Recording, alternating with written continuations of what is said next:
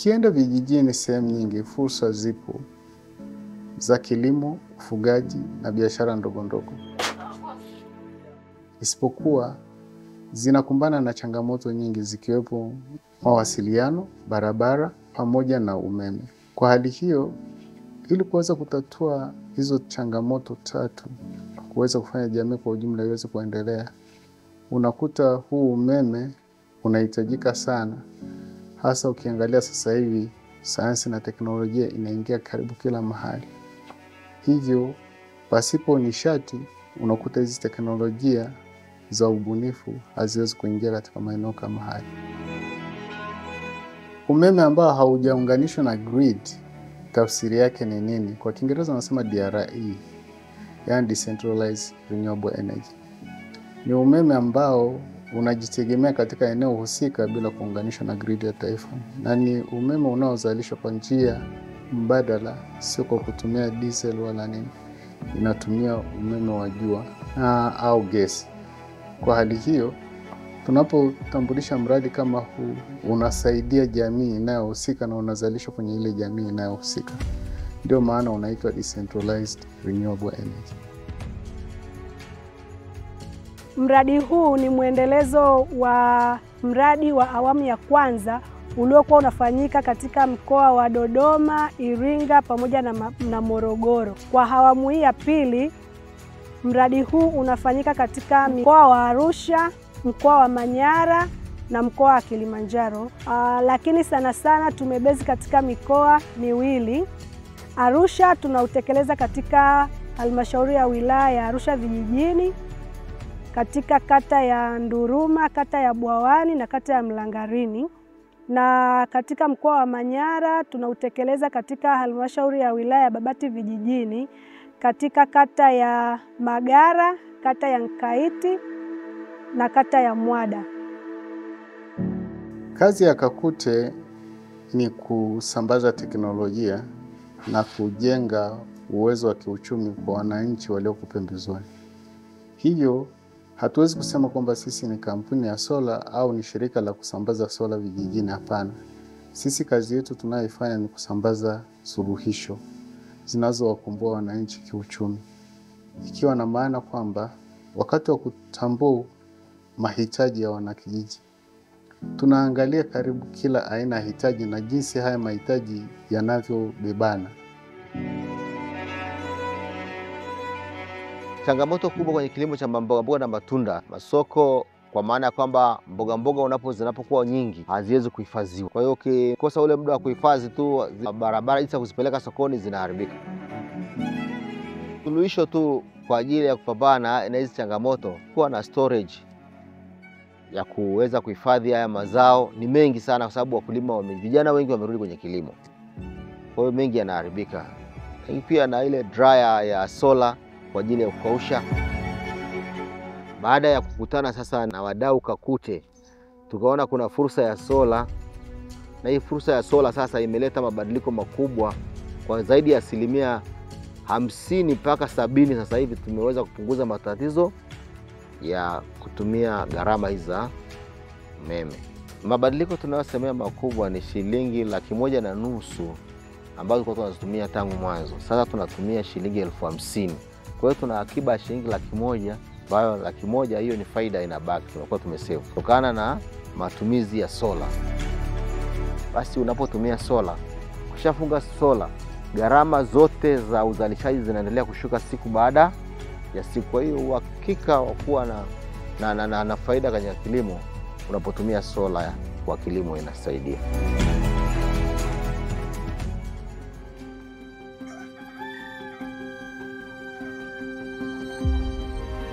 Kituo kina mradi wa kufuga kuku.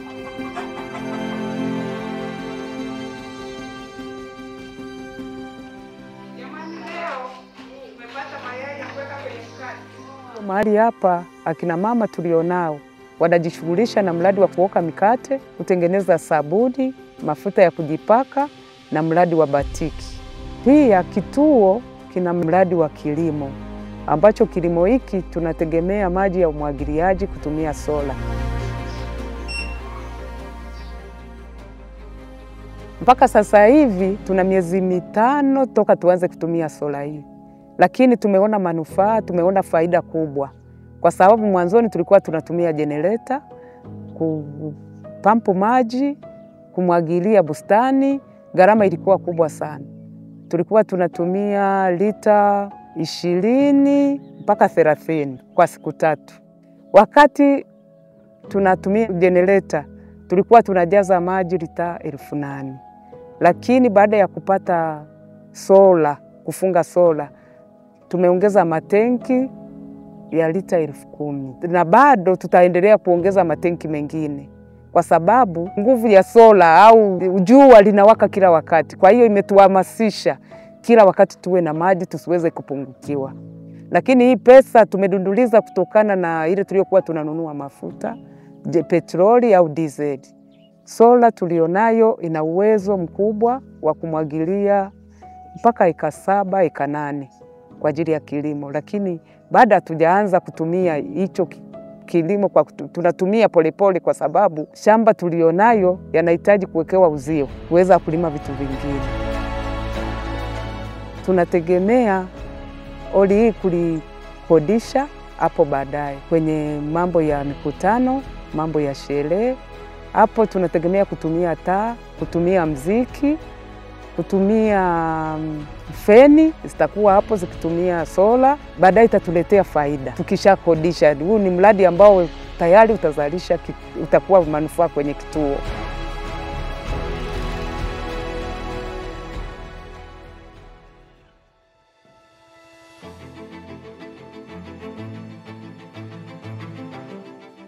Baada ya mimi kupewa hii friji ya kutumia nani sola, nilianza kununua crate 3, ikawa inaisha baada ya siku 2. Ikawa naongeza tena mpaka leo hii mimi natumia crate 6, siku 3 imeisha. Na soda hizi za take away hizi ndogo ndogo, hizi naweza nikanunua katoni 30 baada ya siku 4 zimeisha, kutokana na kuwa soda ni za baridi, lakini wakati wa mwanzoni hailiki hivi. Kwa kuwepo nishati ya sola hapa kijijini kwetu, imetunufaisha. Kwanza vinywaji tulikuwa natumia vya moto. Kwa ujumla watu walikuwa wanufaiki na vitu vingi, kwa sababu hata soda yenyewe ukinywa ya moto testi yake nadhani huwezi kuipata ilivyo. Ukinywa soda ya baridi hata ya Coca unaweza ukaielewa ikoje ladha yake kuliko ukinywa ya moto. Na vile vile ununuaji hata wa soda umeongezeka, kwa sababu watu wakipata soda ya vinywaji vya baridi, nadhani hata mtu anahamasika kununua hata maji vile vile. Sasa baada ya mimi kuendelea na hii biashara, na mke wangu naye akahamasika kufungua mgahawa hapa pembeni ya hii kioski yangu. Lakini nilipofungua mgahawa, pia wateja hao wanaonunua chakula wananunua na kinywaji baridi. Kwa hiyo biashara yangu yote inaenda kutokana na hii nishati ya umeme ya sola. Lakini kutokana na uhitaji wa vinywaji vya baridi ambavyo watu wanahitaji, friji nilionayo ni ndogo sana. Nahitaji nipate friji kubwa ambayo inaweza kukidhi mahitaji ya wateja.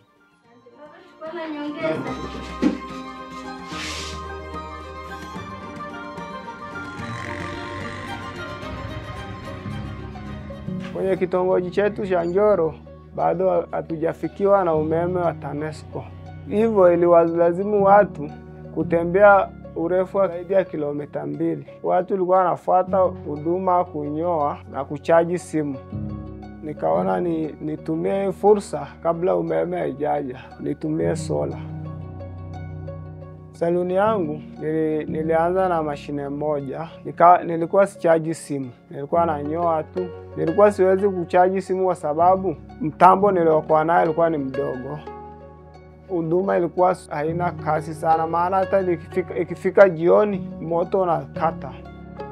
Mbinu tunazotumia katika utekelezaji wa mradi huu zipo 3. Mbinu ya kwanza ni kutambua changamoto zilizopo katika jamii. Katika mbinu hii tunafanya tafiti mbalimbali ili kubaini maeneo kwa ajili ya kutekeleza mradi na kutambua mahitaji na changamoto za wanajamii, pamoja na kutambua mnyororo mzima wa thamani katika maeneo husika. Huu mtambo mkubwa nilikutana na Kakute wakiwa wanafanya uhamasishaji wa nishati ya sola. Nikawaeleza changamoto yangu wakanisikiliza, ndipo wakaniwezesha kupata huu mtambo mkubwa. Tofauti wa mtambo mkubwa, nilikuwa natumia mashine moja. Sasa hivi natumia mashine 2, na tengeneza simu, na chaji simu, na washa taa mpaka asubuhi, na TV saa 24 na sabufa. Nilipokuwa na mtambo mdogo nilikuwa napata 3,000 mpaka 6,000 kwa siku. Nilipopata mtambo mkubwa napata 10,000 mpaka 15,000 kwa siku. Mbinu ya pili ni kutatua changamoto. Katika mbinu hii tunashirikiana na local technician katika kubuni teknolojia za nishati zinazohitajika kutokana na mahitaji ya mtumiaji. Mitambo ambayo nimefunga kwa kupitia Kakute, nimefunga friji ambazo zinatumika kwa ajili ya vinywaji baridi kwenye biashara ndogo ndogo, kwa ajili ya TV, kwa ajili ya kuonyesha mpira. Tumefunga kwa ajili ya sola, kwa ajili ya kunyoa. Kwa hiyo tumefunga mitambo mingi tu kwa ajili ya kibiashara. Kwa kupitia hiyo mitambo michache ambayo tumetumia Kakute, nimepata mitambo mingine midogo midogo ambayo kwa ajili ya matumizi ya majumbani. Kwa upande wa hawa local technician tunawapatia pia mafunzo mbalimbali, ikiwemo pia ni jinsi ya kuandikisha kampuni zao, jinsi ya kupata TIN namba, na pia kuwaunganisha na wadau mbalimbali. So Kakute wametusaidia sisi wajasiriamali wadogo katika kuhakikisha kwamba tunafikia ndoto zetu. Kwa mfano mimi Sidai, Kakute wamenisaidia sana katika masuala ya registration, nini cha kufanya ili kampuni ianze kama ya Sidai, masuala ya TIN, business planning, namna ya kujaribu kuorganize na kufanya from kuanzia mwanzoni mpaka sasa hivi tulipo. Kampuni hii ya Sidai imeweza kusaidia pia kuprovide ajira kwa vijana wenzangu, ambapo nimeweza kuajiri permanent employee 4, lakini pia nina temporary employee zaidi ya 10. Kwa hiyo tunaweza kufanya kazi zaidi ya moja kwa wakati mmoja. Na pia tuliweza kuwaunganisha na trip ya kwenda kupatiwa mafunzo India, ambapo alijifunza mafunzo mbalimbali, ikiwa ni pamoja na jinsi ya kutambua bidhaa ambazo ni feki na ambazo sio feki, kwa upande wa panel, kwa upande wa betri na upande wa vifaa vingine ambavyo ni vya sola. Kwa hiyo kupitia safari nilioenda nimeweza kujifunza mambo mengi na jinsi ya masoko, yani nimejifunza vitu vingi sana. Kwa hiyo nimekuwa na uwezo wa kujua mazingira tuliokuwa nao sisi ni namna gani tunaweza kumhudumia mteja na mteja akaridhika na kile ambacho anachokipata, kutokana na kwamba changamoto tulionayo huku ni aina ya mafundi waliopo. Kutokana na safari nilioenda India na uzoefu nilioupata, ninaweza kuwasaidia mafundi wengine ambao hawajaweza kudesign mitambo ambayo inakidhi mahitaji ya mteja, kupata vifaa ambavyo ni bora, ambavyo mteja anaweza kuvitumia kwa muda mrefu, na kuwafundisha vijana wengine waweze kujua kwamba tofauti ya sola ambayo ni nzuri, betri ili na ambazo sio nzuri. Kwa hali hiyo, yale ambayo sisi hatufanyi tutatafuta mdau mwingine ayafanye, na yale ambayo sisi tunaweza tunayafanya kwa kumchangia yule mwingine anayefanya kazi. Kwa hiyo kwa hali hiyo tunaleta mabadiliko ya jumla kwa wakulima kule kijijini. Katika biashara yangu ya duka sasa hivi natumia nishati ya jua. Nishati nilipata kupitia mume wangu, alikutana na wadau. Wao waliweza kuhusu jinsi ya kutumia nishati na manufaa yake yako vipi, na tukapata nishati. Natumia nishati ya jua pamoja na TV kwa sababu baada ya kushirikiana akipatiwa matibabu. Lakini pia katika mbinu hii ya kutatua changamoto tunawaunganisha wajasiriamali pamoja na taasisi za kifedha ili kuhakikisha kwamba wanapata mikopo yenye riba nafuu kwa ajili ya kukuza na kuendesha biashara zao. Unapopelekewa mtu teknolojia unaiangalia, je, hiyo teknolojia kwa Kiingereza wanasema ni efficient kwa matumizi ya umeme, lakini pia na utendaji kazi wake. Mfano, utaona kabisa kwamba kuna teknolojia nyingine zinahitaji umeme mdogo tu na kuleta mabadiliko kijijini. Kwa hiyo hatutaacha kuzifanya hizo kwa yale maeneo ambayo yana umeme wa grid lakini wa njia moja. Mimi nilikuwa kwanza nafanya kazi za kuajiriwa kwenye mashine ya mtu binafsi. Wakati naendelea kufanya hiyo kazi, siku moja Kakute wakawa wamekuja kijijini kutoa semina. Na mimi kwa bahati nzuri nikawa nimehudhuria kwenye hiyo semina. Wakatoa mafunzo, tukafundishwa, baadaye ndo wakatuambia wana teknolojia wanazokopesha kwa wajasiriamali, wakatupa na vipeperushi.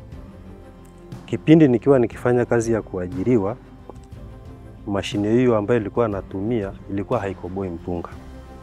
Kwa hiyo na walazimu wananchi wa kijiji cha Maji ya Moto kwenda kukoboa kwa umbali takriban kilomita 30 mpaka 20. Mimi ni mkulima wa mahindi, lakini wenzangu wapo wanaelima mpunga. Mimi nanunua mpunga na kuja nakoboa. Kabla ya kukoboa hapa tulikuwa tunakoboa kwa viuri, tunatwanga kwa mikono mpaka inakuwa imeshakuwa mchele yani. Sasa ilipokuja hii mashine kweli tunaleta hata kama kidogo unakoboa, unarudi saa hiyo unaenda unapika. Kakute walivyonipa mashine, kwanza kitu kimoja kilichonifurahisha kwa teknolojia hiyo, haitumii umeme mkubwa, unatumia umeme wa single phase. Tofauti na mashine zingine ambazo zinatumia umeme wa three phase. Inakula umeme mdogo, yani umeme ambayo ile mashine inatumia ina uwezo hata wa kuendesha TV. Kwa hiyo inatumia, gharama yake ni ndogo sana. Kwa hiyo yani kwa matumizi ya umeme ni simple kabisa, hili umeme. Mbinu ya tatu, katika mbinu hii tunaweka kumbukumbu na kunakili mafunzo pamoja na changamoto zote zilizoibuka wakati wa utekelezaji wa mradi na namna ambavyo zinaweza kutumiwa na wadau wengine. Lakini pia wajasiriamali hawa wote ambao tuko nao katika mradi, pamoja na kuwapatia teknolojia zinazowawezesha kuendeleza biashara zao, pia tunawapatia mafunzo ya ujasiriamali ambayo ni kwa ajili ya kukuza na kuendeleza biashara zao. Katika mafunzo hayo tunawapatia huduma za ni namna gani wanavyoweza kuandaa mipango ya biashara na jinsi wanavyoweza kurasimisha biashara zao, na kitu kingine ambacho tunawafundisha ni jinsi ya kuweka utunzaji wa kumbukumbu za biashara zao. Haikutosha nipewe tu mradi wa mashine nikaachwa. Kakute bado wananifuatilia hapa kwa hapa. Kwanza moja, semina. Wananipa semina ya ujasiriamali, jinsi ya kuweka kumbukumbu ili nijue ninachokifanya ni nini.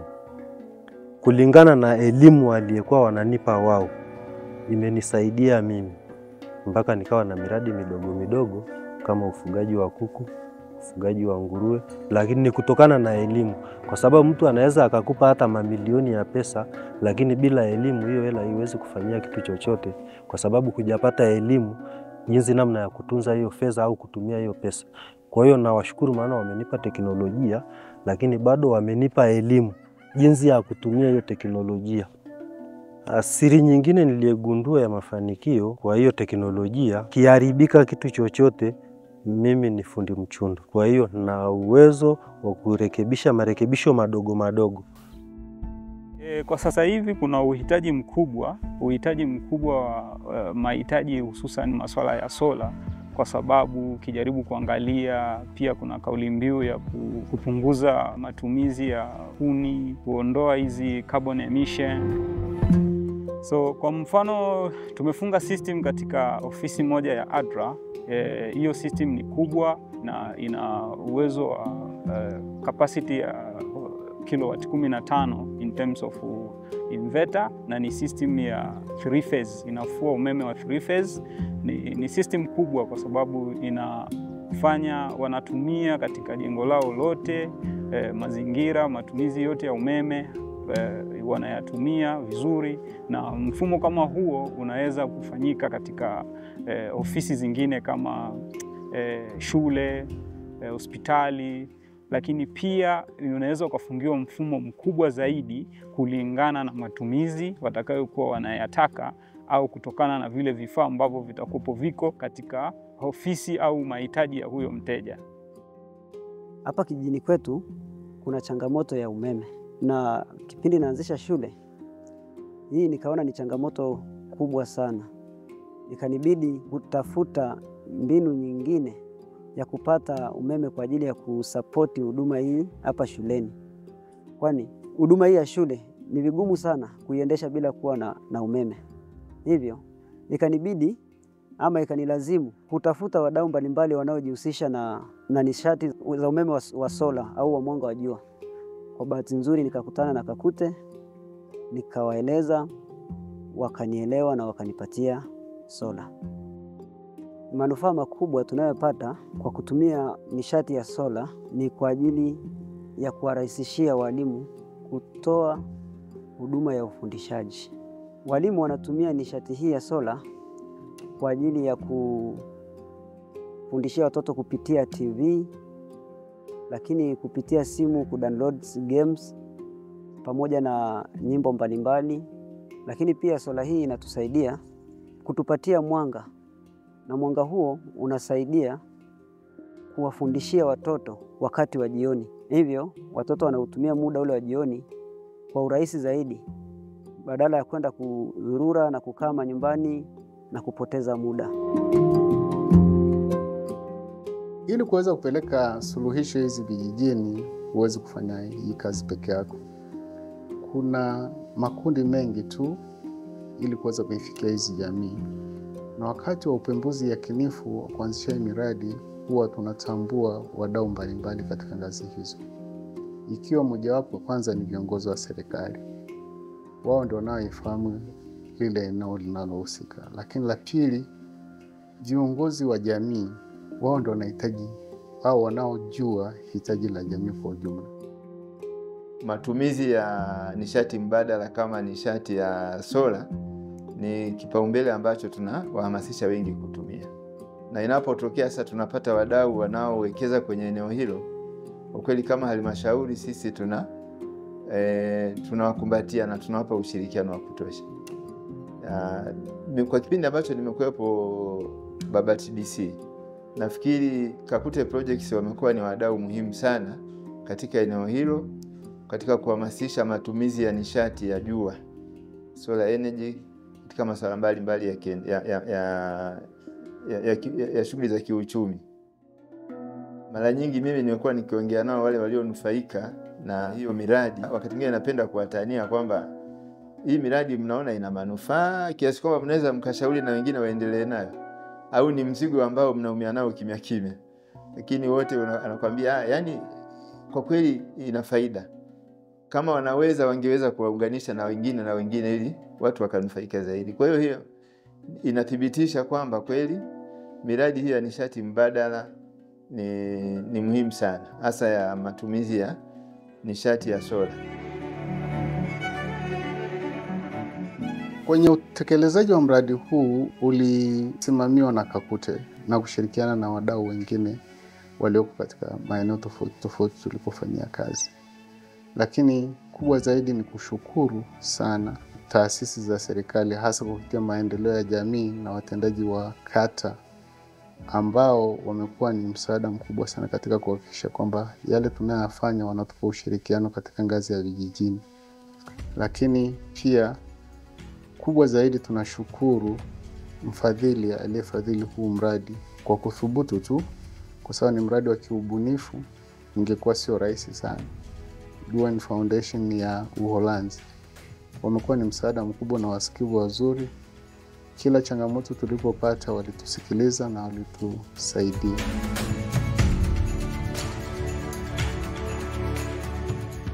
Nawashukuru sana wafanyakazi wa Kakute, hasa wa mradi. Walijitahidi kwa kiasi kikubwa, lakini ni imani yetu kwamba tofauti tulioifanya huko kijijini, hata viongozi wa serikali wanaona kwamba tumefanya kazi kubwa, na hata wafadhili wanaona kwamba tumefanya kazi kubwa. Ni imani yetu kwamba kwa juhudi hizi za pamoja na ujuzi ambao wafanyakazi wameupata, na imani kabisa kwamba tutakapopata wafadhili wengine tutafanya kazi kwa umakini zaidi na kwa weledi zaidi, kwa sababu tayari tuna wataalamu.